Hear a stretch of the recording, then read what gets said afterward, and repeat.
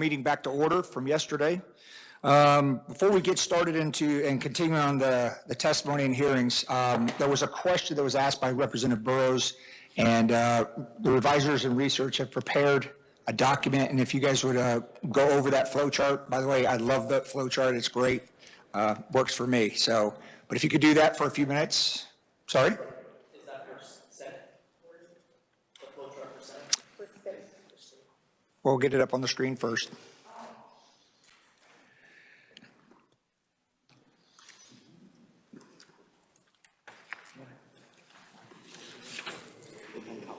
And by the way, good morning to everybody. Thanks for being here today. There is coffee in the back corner over here if you want some. All right? Yes, ma'am. Very good.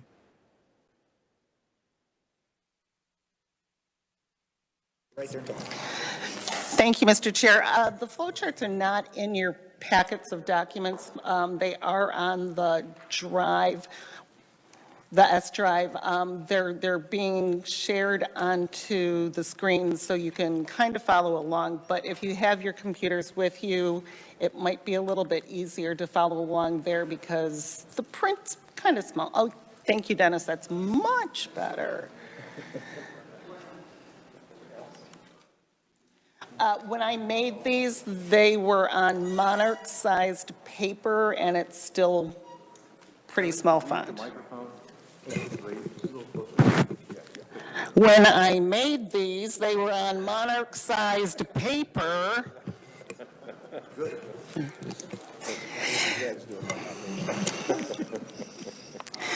So we're going to start with the... real quick, this is a response. Remember yesterday the question was, what happens, I'm paraphrasing, would you like to restate your question? No, that's okay. Mr. Chairman, I think you're doing a fine job. So it was a question about what happens to the maps after they go through the process to the governor, and then what happens after that. What court or courts may do it in which cases. So that's what she's going to cover, just for everybody's edification. Yes, sir. Representative Miller. Thank you, Mr. Chairman. If I may, before we get to that, you laid out a timeline yesterday, and I've been picking up from third parties that timeline has now changed as far as when we take action. Could you review what the new timeline is and why we changed it since you made your announcement yesterday? Tell you what, let you and I talk real quick because I want to make sure I understand. Let them go ahead and finish this, and I'll come back and we'll address that right after. Cool. Thank you. Yes, sir. Ma'am, please.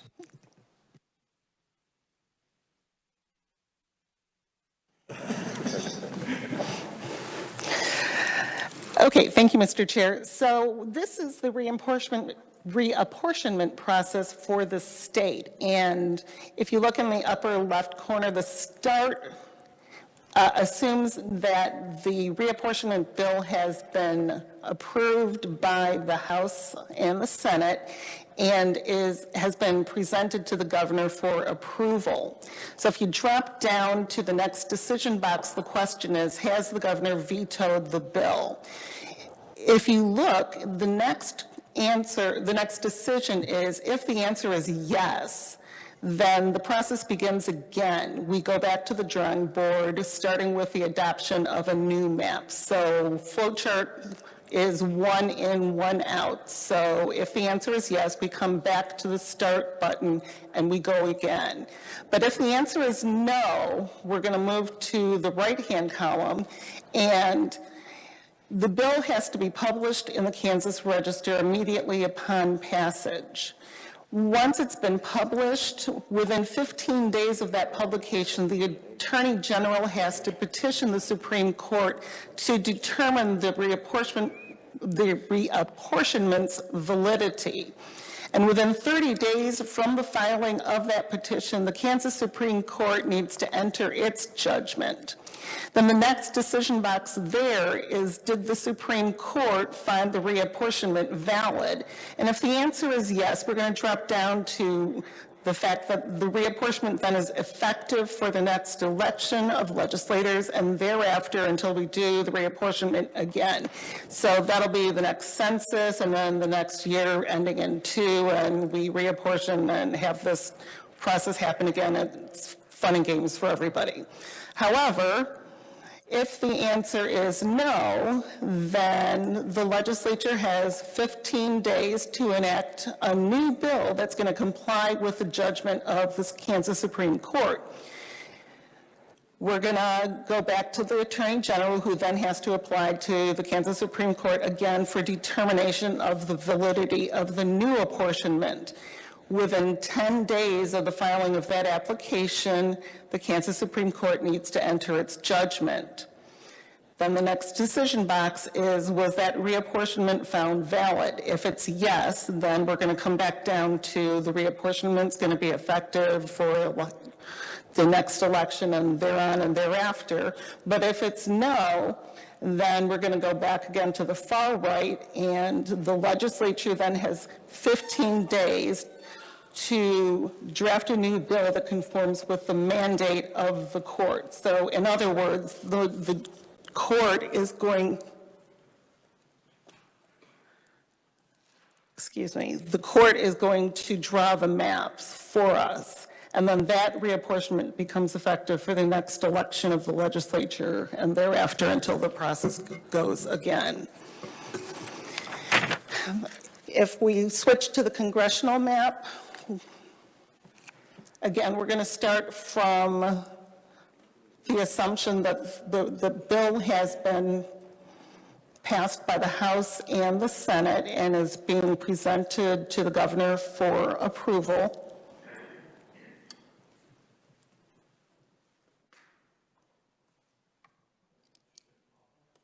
There we go. And so we're going to ask the same question. Was the bill vetoed by the governor? And if the answer is yes, we're going to go to the far column on the right, and the entire process begins again, starting with the adoption of a new map. And that process will happen again and again and again until we have a map that gets approved by the House and the Senate and is approved by the governor. But if the answer is no, I'm sorry, I think I've got these switched over. If the bill was vetoed and the answer is no, then the bill is enacted and the reapportionment is effective for the next election and thereafter until we do reapportionment again. However, anyone can bring a challenge upon constitutional grounds, and if it's challenged, it would go to a 3-judge panel in the federal district court. If that happens, one of the judges on that 3-judge panel is a member of the Federal Court of Appeals, Circuit Court of Appeals, and any challenge that happens from that 3-judge panel would immediately go to the U.S. Supreme Court. And based on whatever happens at that Supreme Court level, relief can be granted in a number of different ways, depending on what the timeline looks like. So if this is before the election happens, the map might be, worst case scenarios, if the map is invalidated, the legislature might have time to redraw it. If there's very little time, but it's still before an election, the court might draw the map. If the election has happened already, then the legislature might have to redraw a map for the next election process, which would be a mid-cycle redraw or a mid-cycle reapportionment. And Texas has done that in one semi-recent instance. And if challenges are exhausted, or if there are no challenges, then the process ends. And with that, Mr. Chair, I can stand for questions. Representative Owens. Thank you, and thank you for that explanation. I just wanted to make sure that I'm understand correctly. So a veto override is never in order throughout this entire process. That is correct?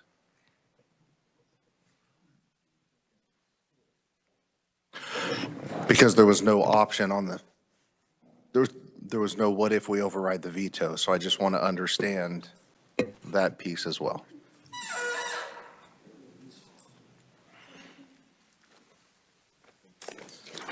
No, sorry, I apologize. I just personally think it's weird. The reapportionment bill is like any other bill, and yes, a veto can be overridden by the legislature. Okay, then does the same process then continue as if it was not overridden? Correct. Okay, thank you for that clarification. Sure. You on, Representative Burrows?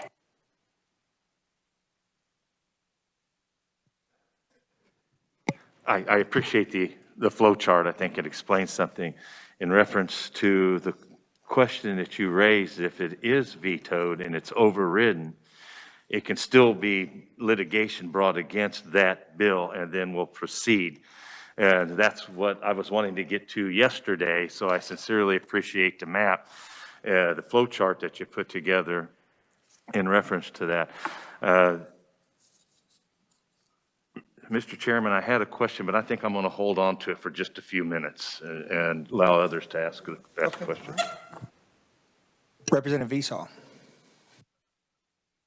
Thank you, Mr. Chair. My question is about where can the public find this flow chart online? Because I was looking and I'm missing it. Is it not?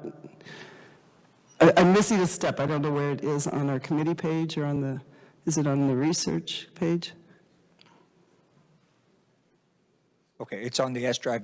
It was just now uploaded to the committee page. You want to check real quick? Either I don't know where the committee page is or it's not there. But maybe I'll refresh and see if it's there. I'll tell you what, I have a hard copy up here. We'll go get copies made so we have it before we leave. And that way, at least you have the hard copy and we'll go from there. Ready for your question? Representative Burrows. Thank you, Mr. Chairman. The process that we're emboldened to address today in coming to terms on maps, the staff made comment about a timeline. Is there a constitutional timeline that we need to have maps finished? Can there hypothetically be a special session if we're not able to get the map done within that guideline? These are questions I think that should be addressed so that we don't drag out the process, or if the process is to slow walk it and then get up against a timeline and have the courts do our work, then maybe we would be justified in an independent commission. I think these are some of the things that we as committee members should have the knowledge about how we go about building this. Yeah, so I think it's a great question. Jordan, if you'll address that, please. Thank you, Mr. Chair. And Eileen may have something to add to this, but I was going to state that the Kansas Constitution requires that redistricting occur during the regular session. And then the other deadline that I'm aware of is there's a filing deadline of June 1st, but the statute allows it to be extended to June 10th if redistricting is not a plan is not in place by a certain date. And we can get those specifics to you, but that's my basic understanding of those deadlines. And if I remember correctly, that's where we were 10 years ago, up against the deadline. And it has to be an even numbered year deadline, if I understand. Okay. Thank you. Thank you, Mr. Chairman. Any other questions? Yeah, Representative Hoheisel. Thank you, Mr. Chairman. Just going back to that, so via the Kansas Constitution, it has to be in a regular session. We cannot call a special session to draw maps. That's your understanding. I couldn't weigh in on the special session issue. I would defer on that, but I do know that the text of the Constitution says that it has to occur during the regular session. Thank you, Mr. Chair.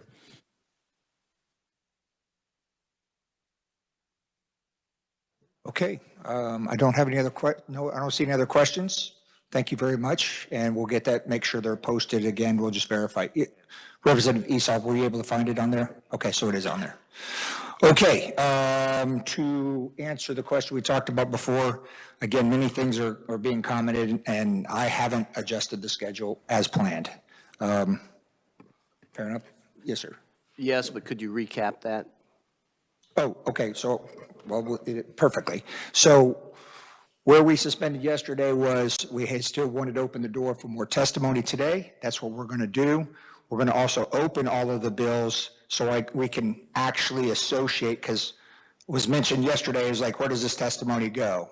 Well, because most of the testimony applied to multiple maps, we decided to just hear what everyone had to say, then we'll open it. That way we can associate with, we'll have a discussion, and then that will be the end of today. I will also, and I need to right now, accept any, one second, I'll accept any map introductions right now if anyone has any. Yes, Representative Probst. Thank you, Mr. Chair. Representative Ballard and myself jointly have a map that we sponsored. Unfortunately, it hasn't been through the technical review process. But if we want to do like we did with Buffalo, I think my staff is printing out some copies that would be happy to pass out to people. I believe the name for this one is Prairie Dog. Just making sure that's authorized, right? That's a good name. Do you have that? Do you have that information already? Thank you, Mr. Chair. It's currently in the process of being reviewed. Prairie Dog is the name that's available for it. Okay, fair enough. When do you believe you'll have that technical review done? Thank you, Mr. Chair. So it's in the process right now. I don't know if I could say, how much time it would take, but at least a couple of hours, if not a little bit more this morning. So let me rephrase. Will it be done today? Yes, it'll be done today, barring any issues with the map that would have to go back.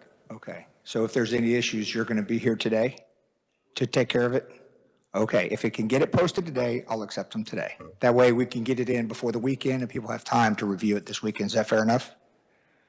Absolutely. Okay, so if you want to pass it out right now and talk about it real quick? Again, it doesn't have to be just briefly, just so an association, orientation, if you will.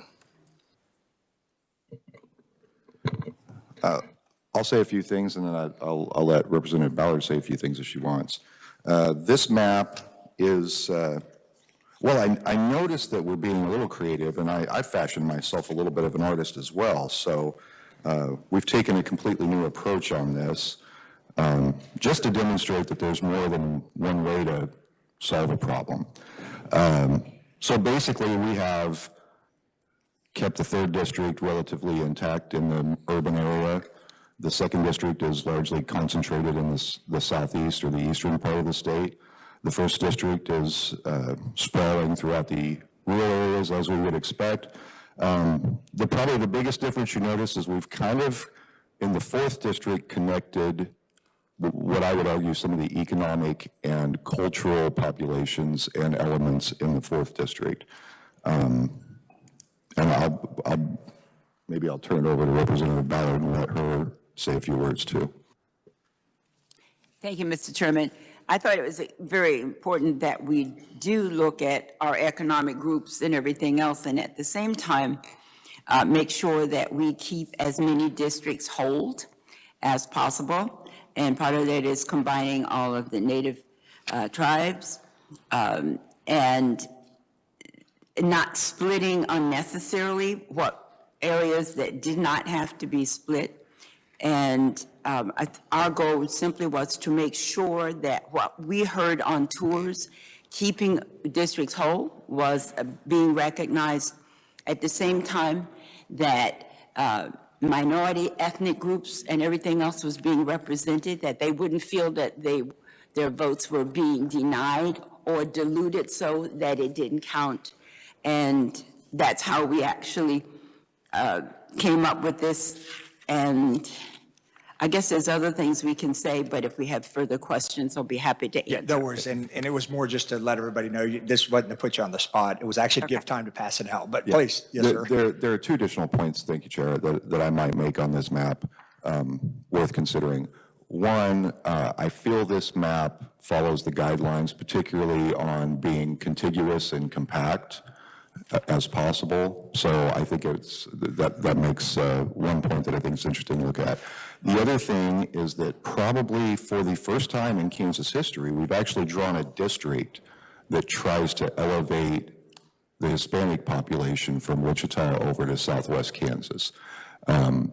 that has probably been, you could arguably say, underrepresented in the first district.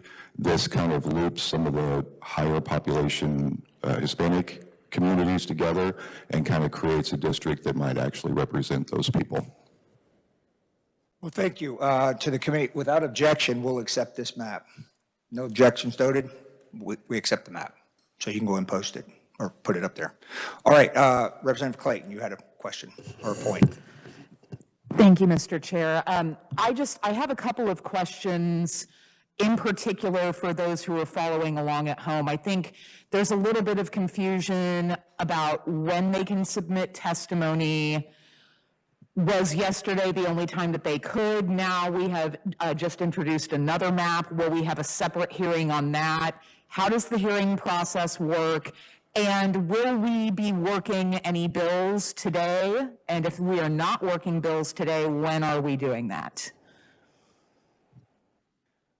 Okay, let me see if I can get as many of them as I can. As I've said, first off, let me come back and address that. Are there any other maps to introduce since we're on that point right now? Representative Miller. Thank you, Mr. Chairman, and everything that was said in regard to process about the previous one would apply to this one. And I would ask the chair maintain decorum. This one's called Mushroom Rock. And I'd ask that it be distributed.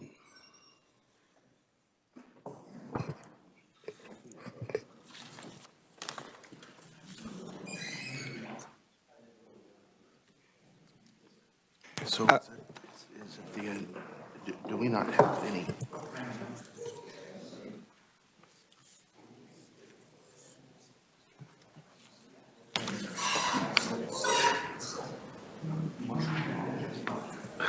I'd answer questions at the appropriate time, which I'm not sure is now.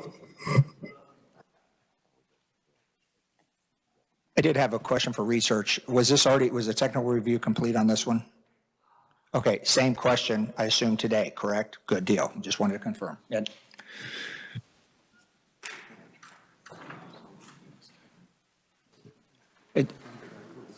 Representative Miller, did you want to say anything, other words? You don't have to, it's fine. No, I'm good. As I said, you were busy. I'd be happy to answer questions at the appropriate time, which probably isn't now. Yes, sir. Thank you.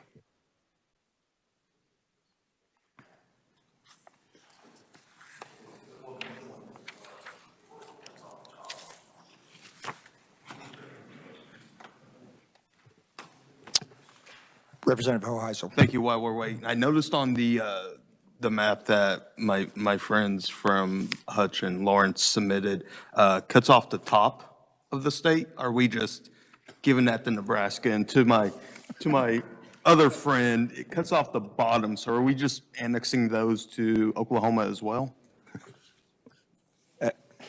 Thank you, Mr. Chair.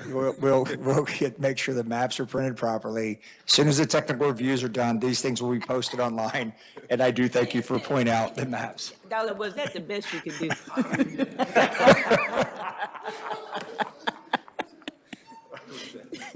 No, they just kind of go up there. Okay, all right. Let's go ahead and get back into order here. Although it is good to have a little bit of humor in this emotional environment of this. Are there any other maps that want to be introduced?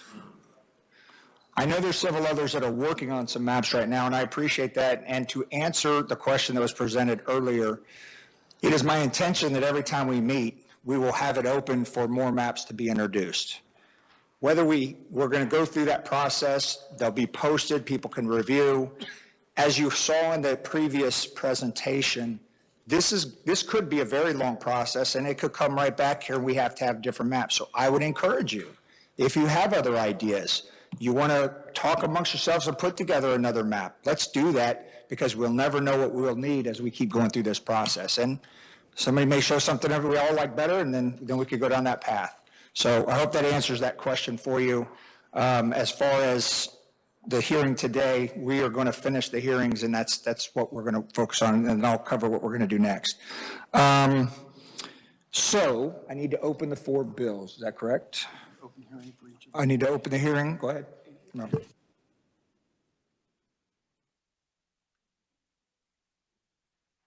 Yeah, right. And I think I mentioned earlier, but I'm just going to go over it again. We're going to open all four of them for the simple purposes of slotting all those in there and then allowing the other four conferees here to talk, provide their testimony as it relates, and I'll cover that in a second. And then we'll have an opportunity to, for each of us, if you have something you want to say on those bills ourselves, because we really haven't given ourselves a chance to just voice our opinion.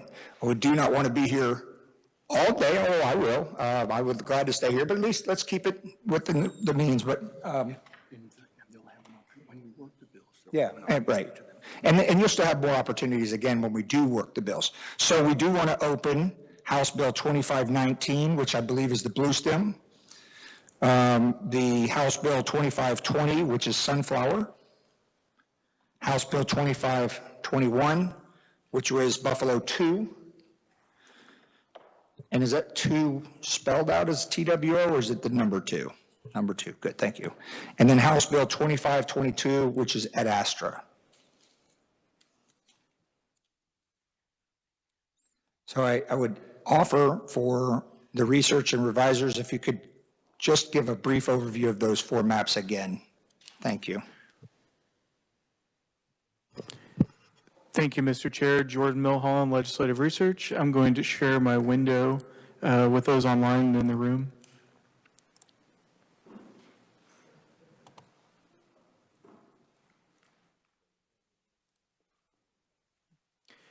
Mr. Chair, I was going to go in alphabetical order, if that's okay with you, or?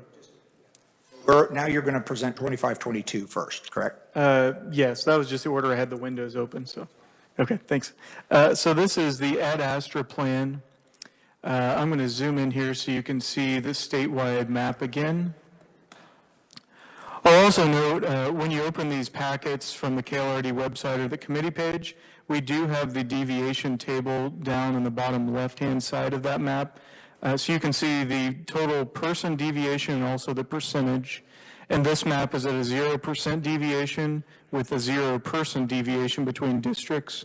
So that means that each of the districts has the same population.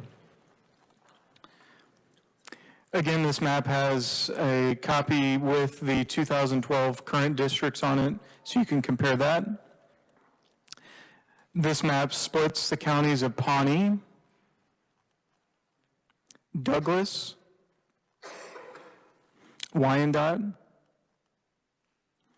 and that was the last county that was split for that map. I'll go ahead and move on to Bluestem.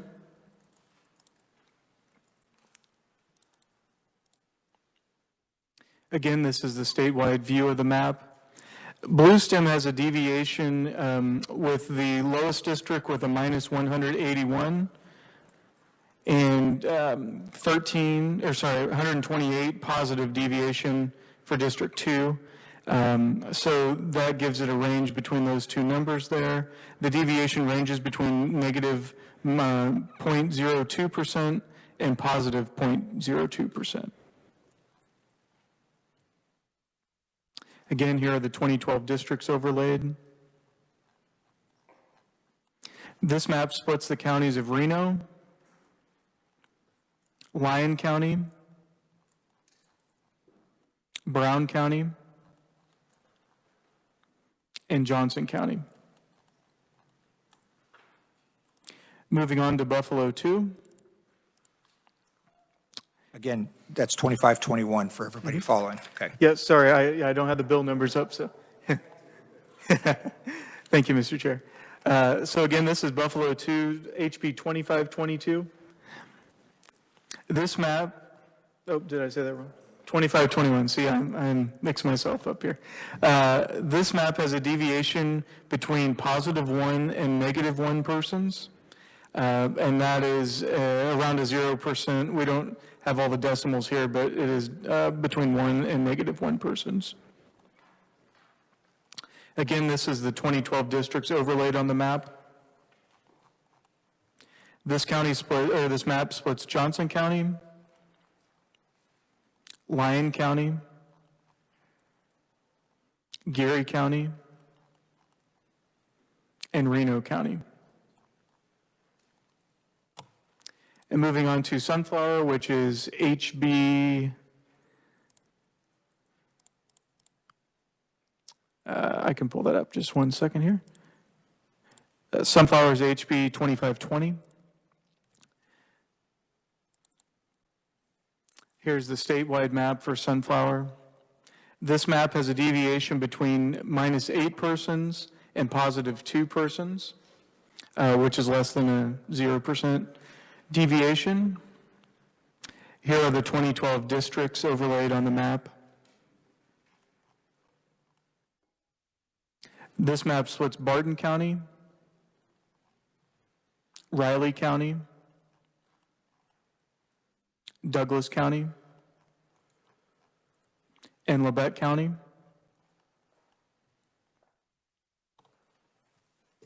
Thank you, Mr. Chair.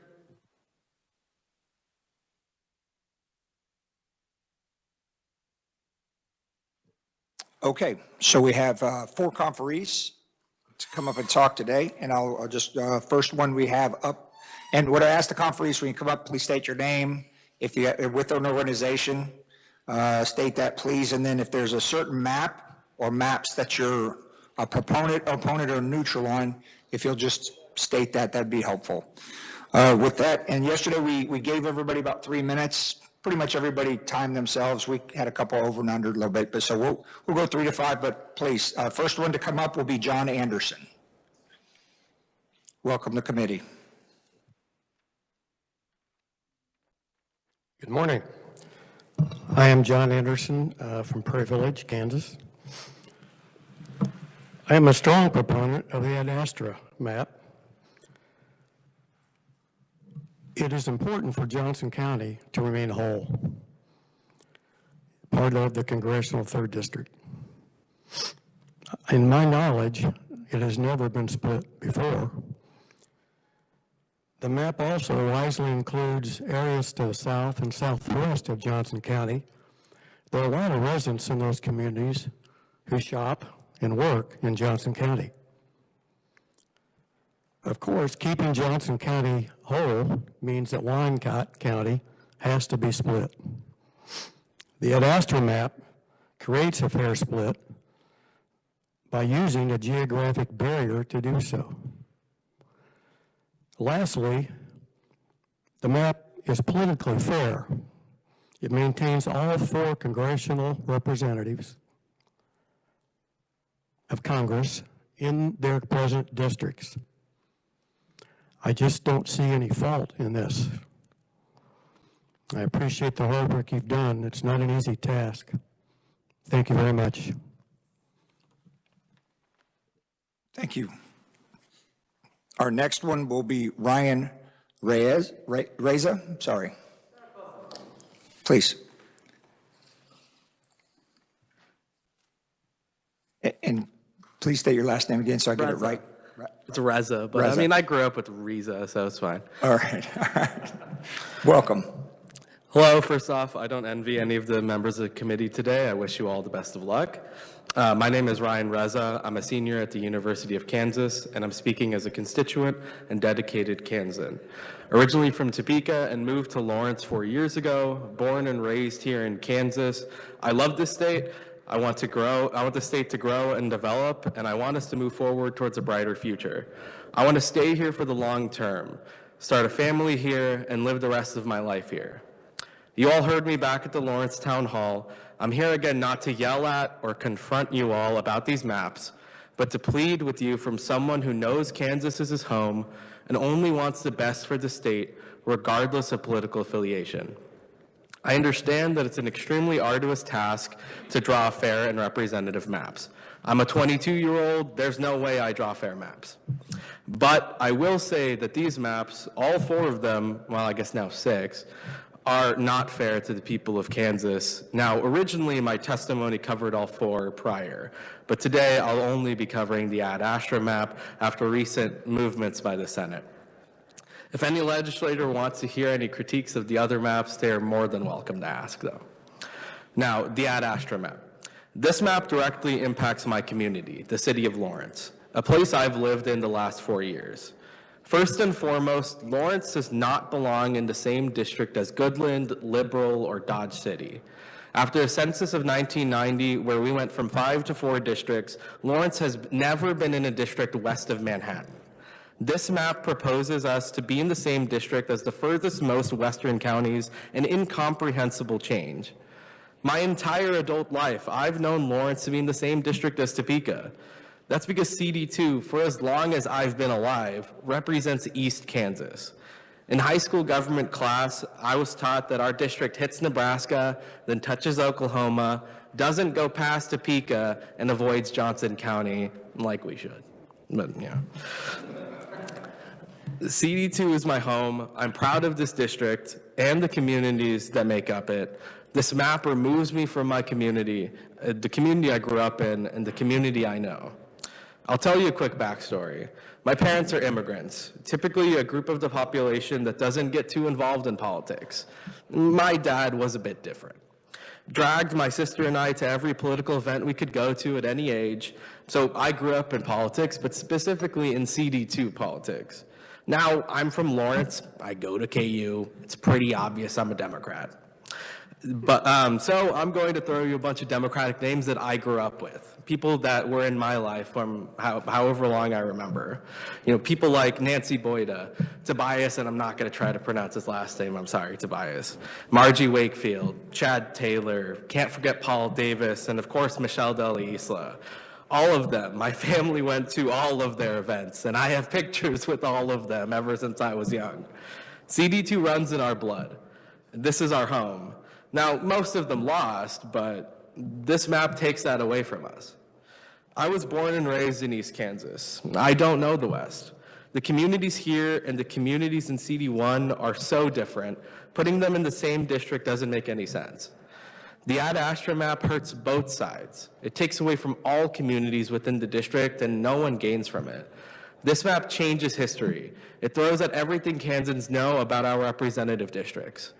The people of CD1 deserve a district that represents West Kansas and ensures that they have a congressman who's from West Kansas. The issues that matter to them are so much more different than the issues that impact the guy from Mass Street. Imagine a world where this map passes and CD1 elects a guy from Lawrence. How in the hell is he supposed to represent the people out west? He can't, and everyone on this committee knows it. This map opens the door for that possibility. They deserve proper and guaranteed representation just as much as we do. The Ad Astra map strips that from them. Now, I know I spent my time here critiquing and not speaking productively, but the people of Kansas want fair maps, where their communities are represented by folks who are from their communities. Fair maps are the only way we have a Kansas that moves forward. Now, I don't care who's in office. I'm a Democrat, you can trust me on that one. All I care about is that the people of Kansas get representatives from their communities, not all the way across the state. Thank you. Thank you very much. And thanks for coming out again. The next one is going to be Daryl McCune, and I believe it's on WebEx.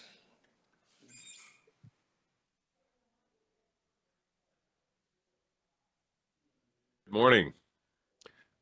My name is Daryl. Can you hear me? We can hear you. Okay. My name is Daryl McCune. I'm the chair of the Franklin County Democratic Central Committee and also have lived in Franklin County for almost 50 years here. So good morning, and thank you for the opportunity to supply testimony in support of transparent and fair redistricting. I'm asking the House Redistricting Committee to come up with a fair congressional map, certainly not the Ad Astra 2 map sponsored by Senate President Ty Masterton and Representative Chris Croft. I believe congressional maps should be fair to all voters and not drawn in a way to strongly favor one political party. I want to feel like I have a chance at getting my voice heard by those representing me here in Kansas. Franklin County is currently a part of Congressional District 2. We have spent a number of years building coalitions and relationships with other people in this current congressional district. We have a vested interest in continuing working within this network and not thrown into an entirely different congressional district. I particularly don't like Ad Astra, House Bill 2522, that map. as well as a sunflower map because of the extreme and obvious gerrymandering that goes on with those. Current congressional maps read by the courts and should be altered as little as necessary to accommodate population shifts.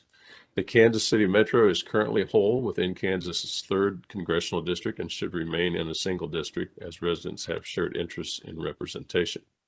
The committees on redistricting should make their maps, agendas, and deadlines available to the public within at least a full week's notice to allow time to review the maps and prepare and submit testimony. We need to be concerned about a process that artfully crafts maps that lock in an outsized share of seats for an entire decade. Extreme partisan gerrymanders not only bake in results, but also result in maps that are deeply unrepresentative. Please consider a map other than the Ad Astra or the Sunflower map. The Buffalo 2, which is House Bill 2521 map, as proposed by Representative Burrows and the League of Women Voters, leaves the Kansas City metro area intact, and it leaves our county, Franklin County, within Congressional District 2. There are other maps introduced today that I really haven't had a chance to look at closely, so at this point I would encourage you to consider a map such as Buffalo 2. John Adams famously wrote in 1788 that the House of Representatives, and by extension state legislatures, should be an exact portrait and miniature of the people as a whole. That doesn't happen when district boundaries are manipulated in a political fashion. In closing, I would simply like to share this quote from Governor Kelly: "A democracy means voters choose their elected officials, not elected officials choosing their voters." Thank you for your time today and allowing me the chance to provide my time. Thank you, sir. Next will be Rob Santel, online as well. Good morning. Thank you, Chairman and members of the committee. Thank you for this opportunity to supply testimony in support of transparent and fair redistricting. I am strongly urging you to please oppose any gerrymandered map that splits Wyandotte County from the core KC district, especially the Ad Astra map. I'm a licensed social worker at a nonprofit in Wyandotte County serving persons affected by poverty. I'm the director of housing solutions at Crosslines Community Outreach. This community faces significant challenges, including blight, economic disinvestment, and lack of safe, quality, and affordable housing. Splitting the voice of those already disinvested in will have significant negative impact. And any attempt to divide Wyandotte County is an attempt to manipulate the map and further disenfranchise the voices of those that are most underrepresented. Especially the Ad Astra map, how that divides Wyandotte County is going to split the Latinx population as well as limit the voice of those persons of color here in Wyandotte County. I'm a resident of Olathe, and I'm aware of similar housing challenges in Johnson County as in Wyandotte County. The needs of those in the metro area are most similar and should be represented collectively. Again, I urge you to please not approve any map that splits up Wyandotte County from the core KC district. Keep the 3rd district intact. Thank you so much. Thank you. Wait, just one second.